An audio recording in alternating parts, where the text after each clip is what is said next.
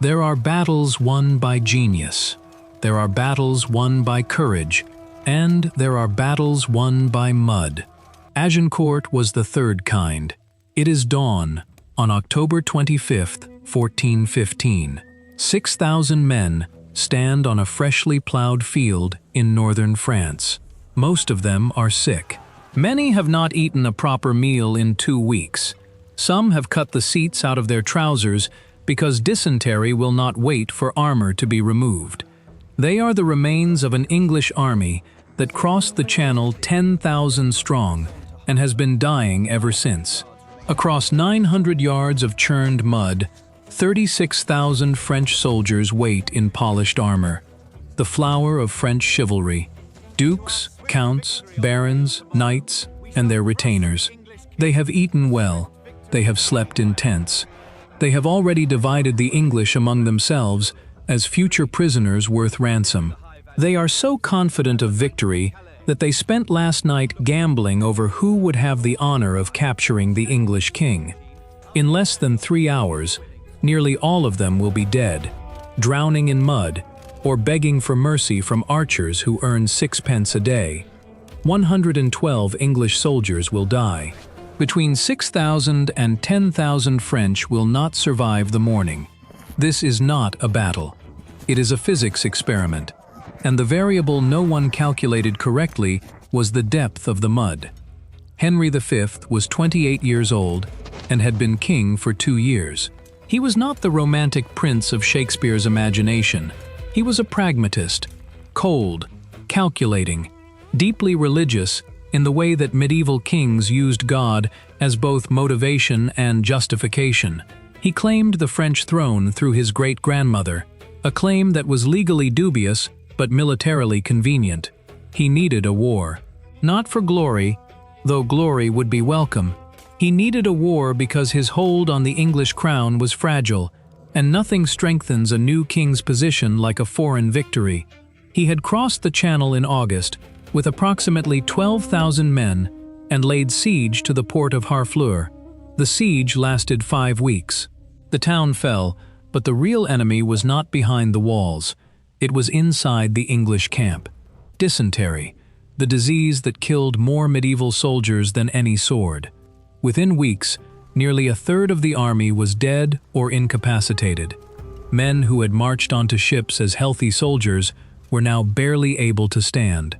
Henry sent the worst cases home and found himself with roughly 6,000 men capable of fighting. The sensible decision was to sail home from Harfleur. Henry chose otherwise. He would march his army 260 miles overland to Calais. The English held port on the northern coast and shipped them home from there. The march was supposed to take 8 days. It took 17.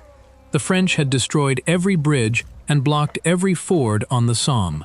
Henry's army was forced to march inland, adding 5 days and 50 miles to an already desperate journey. The French shadowed them on the opposite bank, matching their pace day after day, a silent message that needed no translation. We are here, we are not tired, and we are waiting. They marched through October rain that never seemed to stop.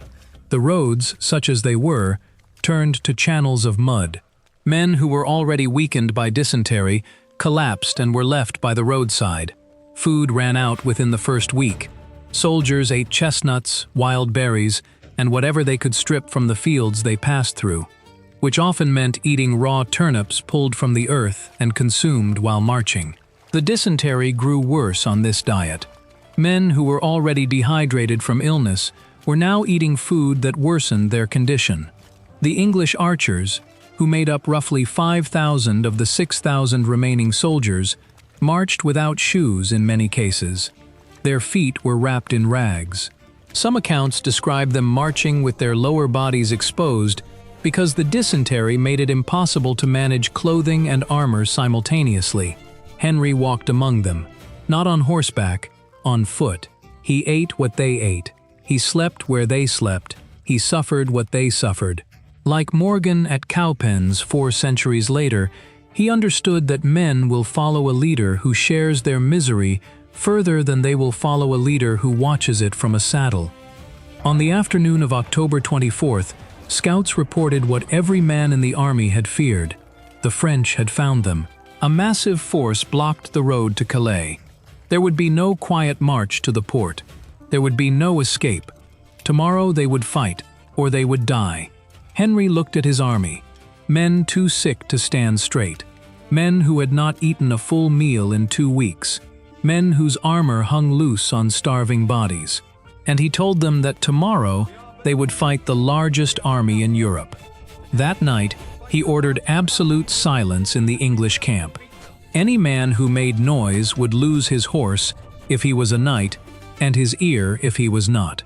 The English spent their last night before battle in the dark, in silence, in the rain. Priests moved between the groups, hearing confessions. Men who had not prayed in years prayed now.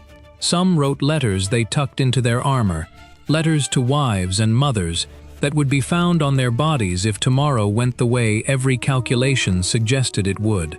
Across the field, the French camp blazed with torchlight and rang with laughter. The contrast between the two camps that night tells you everything about what was coming. One side was preparing to die, the other was preparing to celebrate. Both were wrong. Across the field, the French camp was a carnival. 36,000 men by conservative estimate. Some sources place the number as high as 50,000. The Constable of France, Charles d'Albret, commanded. Around him stood the flower of French nobility, the Duke of Alençon, the Duke of Orléans, Marshal Boucicaut, one of the most celebrated knights in Europe, a man who had fought in tournaments from London to Constantinople, and won prizes at every one. He had written a manual on chivalry that was studied across France. He knew more about the theory of combat than any man alive, and he would learn at Agincourt that theory means nothing when the ground will not support your feet. 90 barons, hundreds of knights whose armor alone was worth more than an English archer would earn in a lifetime. The combined wealth standing on the French side of that field could have purchased a small kingdom. They had not marched 260 miles through rain and dysentery. They had ridden to the battlefield on fresh horses, eaten hot food, and spent the evening in the warm certainty of overwhelming superiority. The arrogance that night was not subtle. French nobles gambled over who would capture Henry alive. A special chess set was commissioned as a gift for the English king, a mocking suggestion that he was merely a pawn in a game already decided. Some accounts described French knights measuring English archers for the carts that would carry them to ransom markets. They counted the English like livestock at auction. The confidence was not irrational. They had 6 times the numbers, fresh troops, superior equipment, and the terrain advantage of choosing the battlefield. By every measure of medieval warfare, victory was certain. The only question was how total the victory would be and how much ransom money would flow. The French made 2 critical errors that night, and each one would prove fatal. The first was strategic.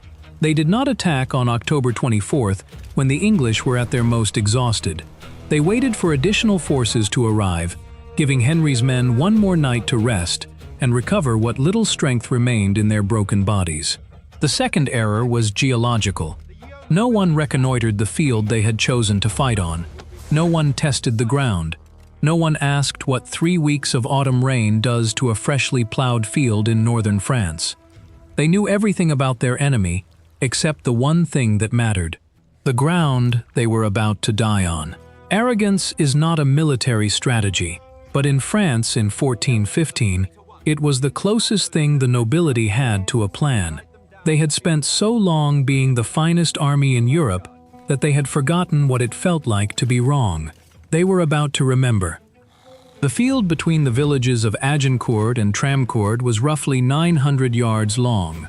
Woods bordered both sides, creating a natural funnel that narrowed from about 1,200 yards at the French end to approximately 900 at the English position. This compression would prove catastrophic for an army whose greatest advantage was its numbers. The ground itself was the most important factor on the battlefield, and the one factor that appeared in no French battle plan. The field had been recently plowed by local farmers preparing for winter planting. 3 weeks of continuous October rain had turned that plowed earth into something that was not mud in the sense of a puddle. It was mud in the sense of a swamp. In the center of the field, it reached knee depth. Along the margins near the tree line, it was worse. A man in full plate armor, 60 pounds of steel covering him from head to toe, walking through this mud would exhaust himself within 200 yards. Running was impossible. A horse at full gallop would slow to a walk within 100 yards, its hooves sinking 6 inches with every stride. Henry positioned his men at the narrow end of the funnel. His 5,000 archers formed 2 wedge-shaped formations on the flanks, angled inward so that their arrows would converge on the center of the field in overlapping fields of fire. Between them stood roughly 900 men at arms, dismounted, in a single thin line.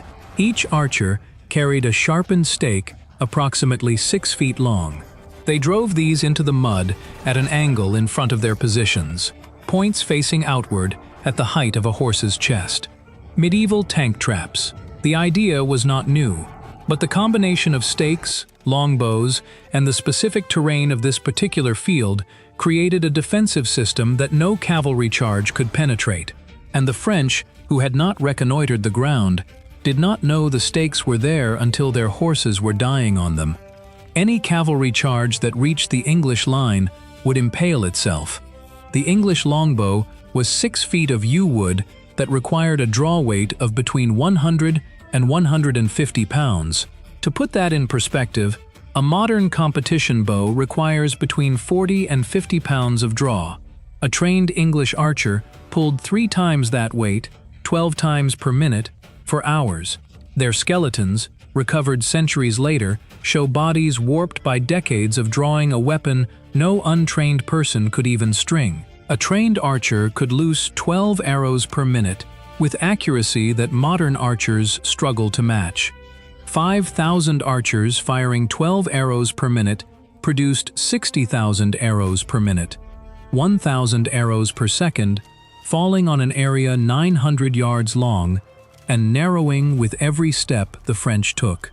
The bodkin point, a narrow steel tip designed specifically to defeat plate armor, could punch through a knight's breastplate at 100 yards and kill at 250. The men who carried these weapons were not nobles. They were farmers, poachers, criminals, and village boys who had been shooting since childhood. The lowest class in English society. The men who would destroy French chivalry had never read a book of chivalry in their lives. Henry imposed absolute discipline on his small force. No man was to break ranks to take prisoners during the battle. No man was to stop fighting to loot the dead. The penalty was death by hanging. In an army of 6,000 men facing 6 times their number, every sword and every bow needed to be fighting, not scavenging. Henry understood that his army's only advantage, besides the mud and the arrows, was concentration. Every man fighting, every arrow flying, every second counted. The French could afford waste. The English could not afford a single wasted moment. For 3 hours after dawn, the two armies stared at each other across 900 yards of mud. Neither moved. The French waited for the English to attack, which would force Henry's sick men to cross the killing ground and arrive exhausted at the French line. Henry waited for the French to charge into his archers and stakes. The impasse was a battle of nerve, and Henry was losing it. His men could not stand in the cold rain indefinitely. Dysentery does not pause for military standoffs. Every hour of waiting weakened his army further. Some men were collapsing where they stood. The French could afford to wait all day. Henry could not. Then Henry broke the impasse with a gamble that would define the battle. He ordered his entire line forward. Archers pulled their stakes from the mud, advanced 300 yards through the mire, and hammered them back into the ground. The kill zone had been moved forward. The English were now within extreme longbow range of the French line. The French had to respond, or watch their army be shot to pieces where it stood. The first volley changed the war. 5,000 bows released simultaneously. The sound was a deep thrumming that witnesses compared to a swarm of biblical proportions. The sky went dark. Not metaphorically, the sheer volume of arrows in flight physically dimmed the October sun. Witnesses on both sides would later describe the same phenomenon. A shadow passing over the field, as if a cloud had crossed the sky. Except the cloud was made of steel and feathers, and it was falling. At 250 yards, the arrows arrived in a high arc, plunging down onto the French formations. Steel bodkin points punched through helmets, through shoulder plates, through the gaps between armor sections. Horses screamed. Knights who had been sitting calmly on war horses moments earlier were suddenly trying to control animals maddened by pain. Arrows embedded in their necks and flanks, and the unprotected flesh of their bellies. The French cavalry charged. 1,200 mounted knights, the elite of French warfare, spurred their horses toward the English line. This was the moment French military doctrine promised victory. The thundering charge of armored horsemen that had crushed enemies from the Holy Land to Flanders. But the mud changed the equation. Horses that should have reached full gallop within 50 yards were instead struggling through knee-deep mire. The charge that should have covered 900 yards in under 2 minutes became a grinding slog through mud that took closer to 5. Every second of that slog, arrows fell from 5,000 bows. A horse crossing that distance absorbed over a minute of continuous fire. The mathematics left no room for survival. Horses stumbled and threw their riders. Wounded animals crashed sideways into other horses. Knights in 60 pounds of plate armor, thrown from their mounts into 18 inches of mud, could not stand up. The weight of the armor pressed them into the earth. Some drowned in mud that would not reach their knees if they were standing. The cavalry that reached the stakes died on them. Horses impaled at full stretch, their riders catapulted forward into the mud. The surviving cavalry, panicked and bleeding, wheeled and galloped back the way they had come, directly into the French infantry advancing behind them. The finest cavalry in Europe destroyed itself before reaching the English line. Not by English swords, by mud and gravity. Now came the infantry, the main body of the French army. Thousands of men at arms in full plate armor, advancing 900 yards through mud that grabbed at every step like wet concrete. The armor they wore was designed for mounted combat on dry ground. On foot in mud, it became a prison of steel. Each leg weighed roughly 10 pounds of additional metal. Each step required lifting that weight out of mud that did not want to release it. The sucking sound of thousands of armored feet pulling free from the earth was audible across the field, and the funnel compressed them as they advanced.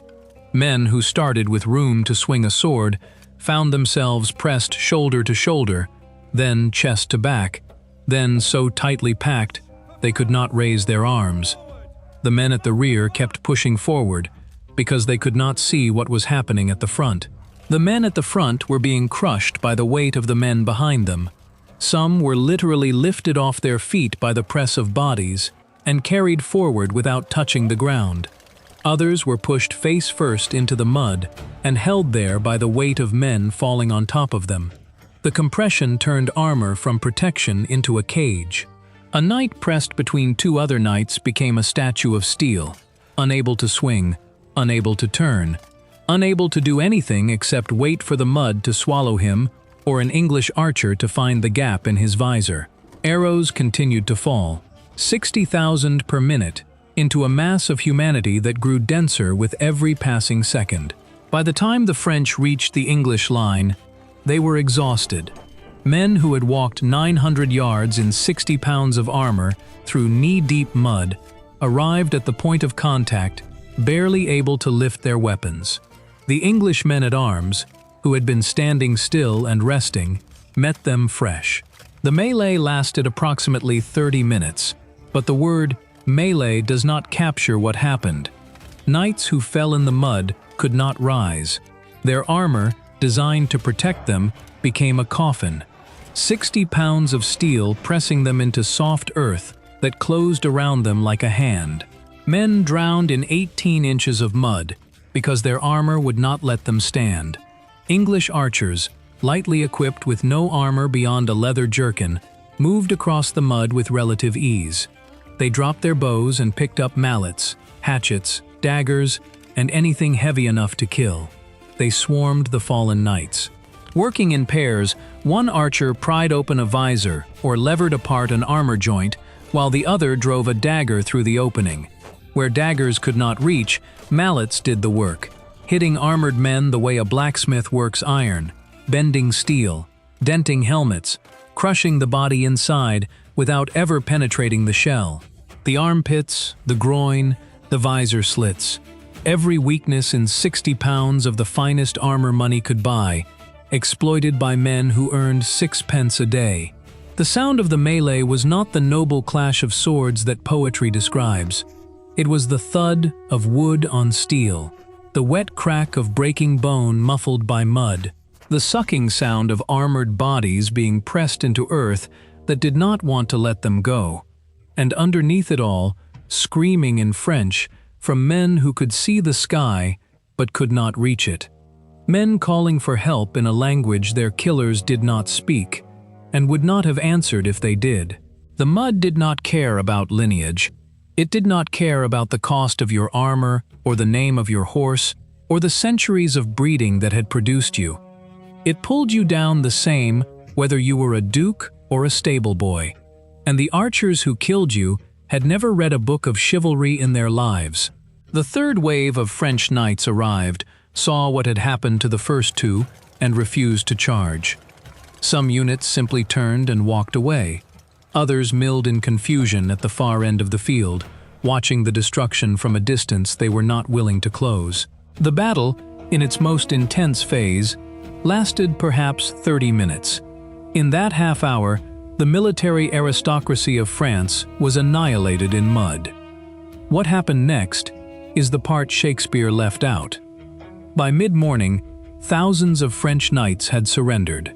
They had thrown down their weapons, removed their helmets, and given themselves up to English soldiers who were already calculating ransom values. A French duke might be worth 10 years of an archer's wages, a baron 5 years. Even a common knight could bring a fortune. The prisoners quickly outnumbered their captors. And then Henry received 2 reports in rapid succession. First, a French force had attacked the English baggage train behind the lines, threatening the army's supplies and escape route. Second, the third wave of French troops at the far end of the field appeared to be reforming for a fresh assault. Henry made his calculation. It was the calculation of a man who had marched 260 miles through enemy territory, fought the largest army he had ever faced, and won, only to find himself potentially losing everything in the next 30 minutes. He could not guard thousands of prisoners and fight a 2-front engagement simultaneously. If the prisoners rose up and seized weapons from the dead, his army would be overwhelmed from within. The order went out: kill the prisoners. The reaction among the English was not uniform. The knights, who shared a code of chivalry with their French counterparts, and who had a financial interest in keeping their prisoners alive, refused. Ransoming captured nobles was how medieval warfare paid for itself. Killing surrendered prisoners was not just immoral, it was unprofitable. Henry turned to the archers, men who owned nothing, men who earned 6 pence a day, men for whom a French knight was not a source of ransom, but a potential threat that needed to be removed permanently. The archers obeyed. They killed the prisoners with daggers, mallets, and the same tools they had used in the melee. Men who had surrendered in good faith, who had removed their armor and given their word, were murdered by men who had accepted that surrender minutes earlier. The scale of the killing is disputed. Some accounts suggest hundreds died. Others suggest the order was rescinded before it was fully carried out. But the moral weight is beyond dispute. Henry ordered the execution of unarmed men, and the men who carried it out were not soldiers following orders in the modern sense. They were farmers, with sharp objects making a decision that haunts the memory of Agincourt 6 centuries later. Shakespeare gave us Band of Brothers. He did not give us this: the order to kill unarmed prisoners, the refusal of English knights to do it, and the archers, the lowest men in the army, doing what the nobility would not. Chivalry was a luxury for men who could afford ransoms. The archers who killed the prisoners had never been able to afford anything. When the counting was done, the numbers defied comprehension. French dead somewhere between 6,000 and 10,000. The exact figure depends on which chronicle you trust, but even the lowest estimate makes Agincourt one of the deadliest single days in medieval European warfare. Among the dead were the Constable of France, Charles d'Albret, 3 dukes, 5 counts, 90 barons, and somewhere between 1,500 and 2,000 knights. An entire generation of French military leadership was destroyed in a single morning. Marshal Boucicaut, one of the most famous warriors in Europe, a man who had fought from Prussia to Constantinople, was captured and would die in English captivity 6 years later without ever seeing France again. The Duke of Orleans was captured and would spend 25 years in English prisons before being ransomed. A quarter century of his life exchanged for gold. English dead numbered 112, among them the Duke of York and the Earl of Suffolk, 112 against 10,000. The ratio is so extreme that historians have spent 6 centuries trying to explain it. The answer is not complicated. It is physics. 60 pounds of armor on soft ground in a narrow space against a missile weapon that did not require its operators to close the distance. Shakespeare turned Agincourt into the defining moment of English identity. We few, we happy few, we band of brothers. For he today that sheds his blood with me shall be my brother. Beautiful words, some of the most beautiful in the English language. But they describe a battle that Shakespeare never saw and deliberately chose to sanitize. The dysentery, the exposed backsides, the Prisoner Massacre, the mud that was the true weapon, none of it survived into the poetry because none of it served the myth. Shakespeare needed heroes, not physics. He needed a king, not a pragmatist who won because the weather cooperated. And he certainly did not need the uncomfortable truth that the real hero of Agincourt was not Henry or his archers or English courage. It was mud, French mud, soft, deep, freshly plowed, rain-soaked French mud that turned the finest army in Europe into 60,000 pounds of steel sinking slowly into the earth. But Agincourt did not win the war. Henry died in 1422, not on a battlefield, of dysentery, the disease that had stalked his army across France, that had killed a third of his men before Agincourt, that had forced archers to cut their trousers and march half-naked through October rain, finally found its king. He was 35 years old. The irony would have been lost on no one who marched through that mud. The disease Henry survived at Harfleur killed him 7 years later in a castle. War did not destroy him. The aftermath of war did.